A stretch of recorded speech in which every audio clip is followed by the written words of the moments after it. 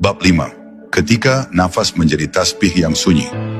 Ada saat dalam perjalanan ruhani ketika nafas tidak lagi terasa sebagai gerakan biologis semata, melainkan sebagai tanda kehidupan yang terus menghadap kepada Yang Maha Menghidupkan.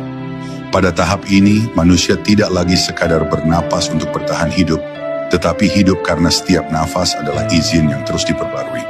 Kesadaran ini tidak hadir dengan tiba-tiba, melainkan tumbuh perlahan seiring hati belajar tunduk. Ketika tubuh terlelap dan kesadaran lahir beristirahat, nafas tetap berjalan, dan disitulah zikir menemukan jalannya yang paling halus.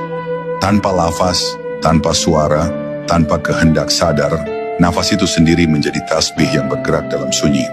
Zikir yang menyatu dengan nafas bukanlah hasil teknik tertentu, bukan pula latihan yang bisa dipaksakan.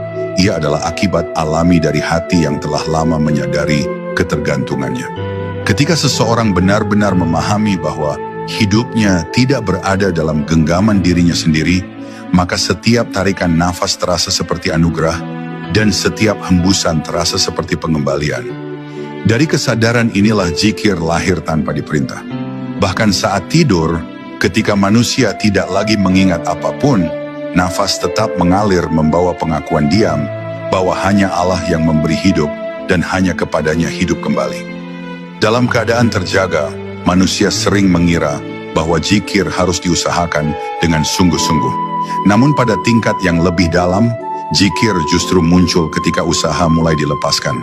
Ketika tidur datang, usaha itu benar-benar runtuh, dan yang tersisa hanyalah hakikat. Jika zikir telah menyatu dengan nafas, maka tidur bukan penghentian, melainkan kelanjutan dalam bentuk yang lebih murni. Nafas bergerak tanpa sadar, dan zikir ikut bergerak tanpa niat.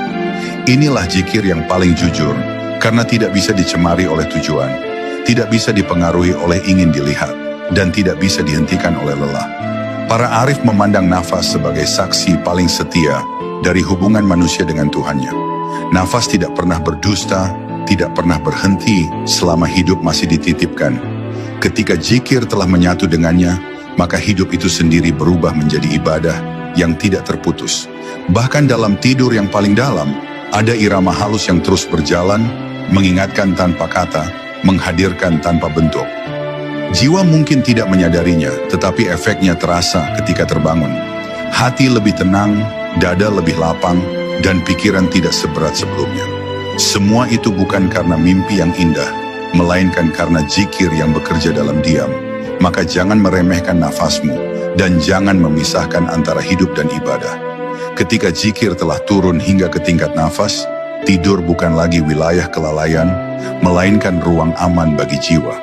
Tubuh boleh terlelap, pikiran boleh beristirahat, tetapi hubungan tidak terputus. Di sanalah tauhid tidak lagi dipelajari, melainkan dialami.